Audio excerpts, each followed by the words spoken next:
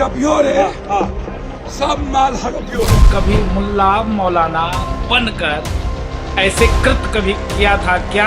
आज के लोकतंत्र के समय ये तीनों लुटेरे बनकर सनातन का अपमान कर रहे हैं, भगवा का अपमान कर रहे हैं। विधायक रामेश्वर शर्मा जी को तब गुस्सा नहीं आया था जब उनके राष्ट्रीय अध्यक्ष नितिन नवीन जी के सामने हनुमान जी को नचाया गया था। संसद के बाहर आज जो हुआ उसने सियासत को एक बार फिर गरमा दिया है। भगवा वस्त्र, माथे पर त्रिपुंड, हाथ में दान पात्र और फिर चंदे की राजनीति।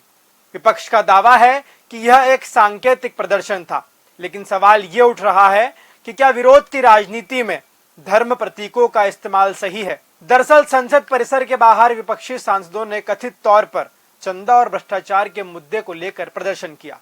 इस दौरान सांसद पप्पू यादव पुजारी के वेश में नजर आए। प्रदर्शन के दौरान कुछ सांसदों ने प्रतीकात्मक तरीके से दान पात्र में पैसे डाले, तो वहीं समाजवादी पार्टी के सांसद अवधेश प्रसाद के साथ उनकी तीखी नोकझोंक भी देखने को मिली। देखते ही देखते यह प्रदर्शन राजनीतिक बहस का विषय बन गया। बीजेपी ने इस पूरे घटनाक्रम को सनातन और संत समाज का अपमान बताया।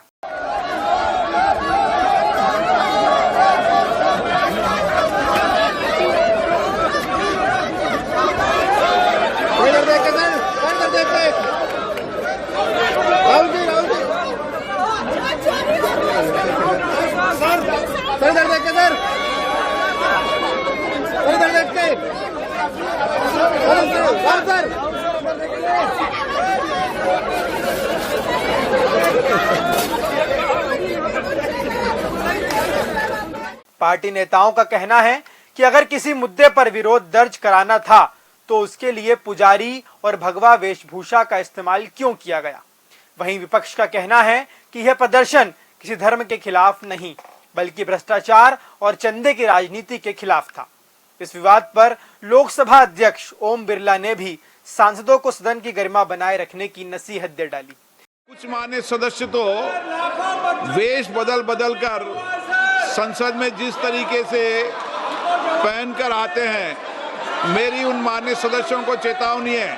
संसद या संसद के परिसर में मुझे कई मान्य सदस्यों ने मिलकर और लिखकर दिया है कि संसद भवन और संसद परिसर की पवित्रता बनी रहनी चाहिए, मर्यादा बनी रहनी चाहिए। लेकिन आपको जनता ने चुनकर भेजा है संसद में चर्चा संवाद के लिए, आप सदन की पवित्रता को समाप्त कर रहे हैं।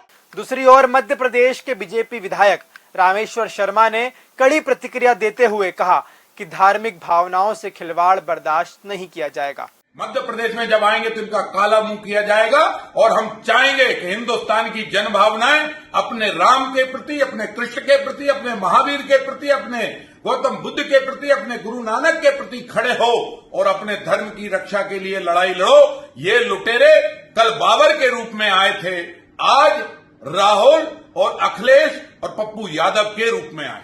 कांग्रेस प्रवक्ता अभिनव बरोलिया ने भी सवाल उठाया कि जब राजनीतिक कार्यक्रमों में देवी देवताओं और धार्मिक पत्रों की वेशभूषा का इस्तेमाल होता है, तब इस तरह की आपत्तियां क्यों नहीं उठती। जब चंदा चोरी का मामला सामने आया था, एक मुंह शब्द से नहीं निकला था। लगातार जिस तरीके से घटनाएं घटी तब मुंह बंद करके बैठे थे, और आज जब इनकी पोल खोली जा रही है संसद में तब बहुत गुस्सा आ रहा है। क्यों में कहने वाले पत्रकार को क्यों में कहने वाले रामेश्वर शर्मा जी, कुछ तो सोचिए, ऐसी राजनीति मत करिए, जनता के साथ आइए, जनता गुस्से में है। वहीं अयोध्या के संत महंत राजू दास ने भी इस प्रदर्शन की आलोचना करते हुए इसे अनुचित बताया। क्या यह संतों का अपमान नहीं है? सनातन संस्कृति का अपमान नहीं है? वहां पर मंदिर परिसर में, मंदिर में नहीं, जहां रुपए गिने जाते थे वहां पर कुछ लोगों ने गड़बड़ी की। क्या कोई साधु थे क्या? वो कोई पुजारी थे क्या? लेकिन दुर्भाग्यपूर्ण है सनातन का अपमान करना। एक चोर पप्पू यादव स्वयं बेल पर है, चोर है, डकैत है। दूसरे तरफ राहुल गांधी स्वयं बेल पर है। और इस प्रकार से संतों का, सनातन का अपमान, मुझको लगता है कोई भी हिंदू अगर इनको अपना मानता हो वो हिंदू नहीं हो सकता, दोगला हो सकता है। अब सबसे बड़ा सवाल यही है, क्या राजनीति में सांकेतिक विरोध की भी कोई मर्यादा होनी चाहिए? क्या धार्मिक प्रतीकों का इस्तेमाल जनभावनाओं को आहत कर सकता है? और क्या संसद के बाहर का यह प्रदर्शन विपक्ष को राजनीतिक लाभ देगा या उल्टा नुकसान पहुंचाएगा? फिलहाल इस पूरे मामले ने एक बार फिर यह बहस छेड़ दी है कि लोकतंत्र में विरोध का अधिकार तो है, लेकिन उसकी सीमाएं क्या होनी चाहिए। आप इस पूरे विवाद को किस नजरिए से देखते हैं? क्या यह भ्रष्टाचार के खिलाफ सांकेतिक प्रदर्शन था या फिर धार्मिक भावनाओं को ठेस पहुंचाने वाला कदम? आपकी राय हमें कमेंट बॉक्स में जरूर बताइए।